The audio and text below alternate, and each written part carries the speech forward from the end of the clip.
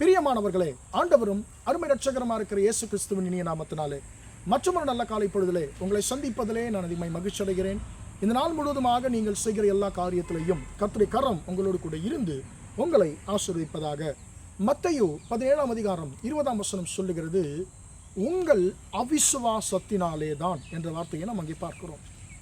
அன்பானவருடைய பிள்ளைகளே, இந்த வசனத்தினுடைய பின்னணியம் என்ன என்று சொல்லி பார்க்கும் பொழுது, ஒரு பிசாசு பிடித்த ஒரு மகனை சுகமாக்கும்படிக்கு கர்த்தராகிய இயேசுவிடத்தில் கொண்டு வருகிறார்கள். அவருடைய சீஷர்கள் அந்த பிசாசை விரட்ட முடியவில்லை. ஆண்டவராகிய இயேசுவிடத்தில் அது வரும்பொழுது ஆண்டவர் அதை விரட்டுகிறார். இப்போ சீஷர்கள் கேட்கிறார்கள், ஆண்டவரே, எங்களால் ஏன் அதை துரத்தி விட முடியாமல் போனது என்று சொல்லி கேட்கிறார்கள்.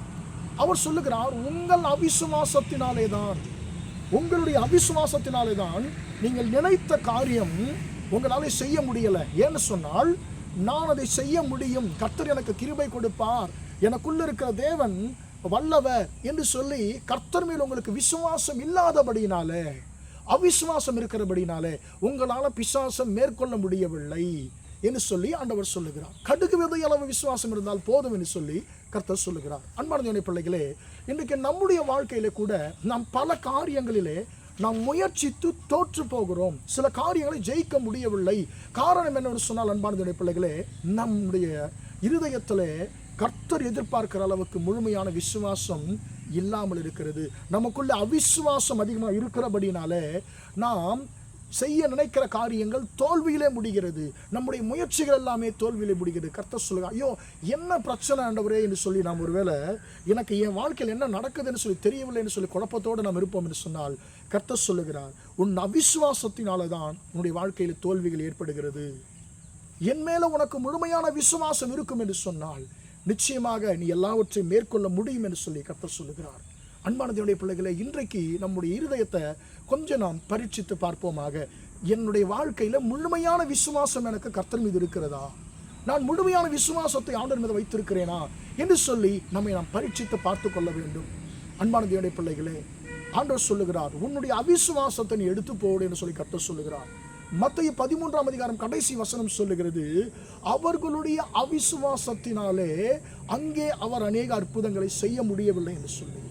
அன்பார்ந்த பிள்ளைகளை, மோசையை பார்த்து கர்த்தர் சொல்லுகிறார், நீயும் ஆரோனும் என்னை விசுவாசியாதபடினாலே நீங்க நான் வாக்குத்தத்தம் பண்ணின தேசத்துக்குள் நீங்க போக மாட்டீங்கன்னு சொல்லி கர்த்தர் மோசையை பார்த்து சொல்லுகிறார். மோசைக்குள் அவிசுவாசம் இருந்ததா?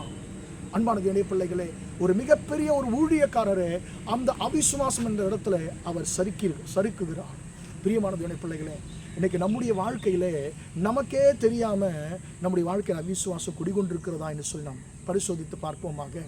அப்படி இருக்கும் என்று சொன்னால், அந்த பிள்ளையின் தகப்பன் மார்க்கு 9ஆம் அதிகாரத்தில் கேட்கிறார், ஆண்டவரே, நம்மை விசுவாசிக்கிறேன் ஆண்டவர், ஆனாலும் எனக்குள்ள இருக்கிற அவிசுவாசம் நீங்கும்படி எனக்கு உதவி செய்யும் என்று சொல்லி ஆண்டவரை பார்த்து கேட்கிறார். அதுபோல நீங்களும் நானும் கர்த்தரை பார்த்து கேட்போமாக, ஆண்டவரே, நான் விசுவாசிக்கிறேன், எனக்குள்ள இருக்கிற அவிசுவாசத்தை என்னை விட்டு நீங்கும்படி உதவி செய்யும் என்று சொல்லி நாம் கேட்போமாக.